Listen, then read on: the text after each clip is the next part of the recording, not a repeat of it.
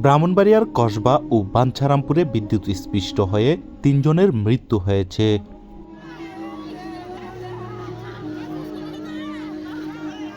বুধবার দুপুরে কসবা উপজেলার গোপীনাথপুর ইউনিয়নের গোপীনাথপুর গ্রামে নতুন বাজার এলাকায় 2 জনের মৃত্যু হয়। নিহতরা হলেন ওই গ্রামের আতিকুর রহমান মোল্লার ছেলে আবুল খায়ের মোল্লা ও আবু তাহের মোল্লার ছেলে জাকারিয়া মোল্লা। নিহত 2 জন সম্পর্কে আপন চাচাতো ভাই। এ ঘটনায় পরিবার ও এলাকায় শোকের ছায়া নেমে এসেছে।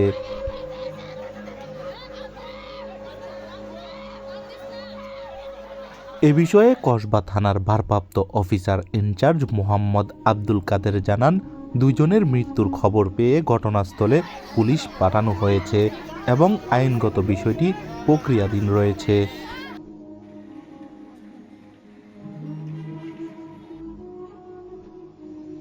এদিকে বাঞ্ছারামপুর উপজেলার ফরদাবাদ ইউনিয়নের ইব্রাহিম মিয়ার ছেলে মোহাম্মদ নাহিদ একই উপজেলার রূপসী এলাকার সরকার বাড়িতে টাইলসের কাজ করার সময় বিদ্যুৎস্পৃষ্ট হয়ে মৃত্যু হয়।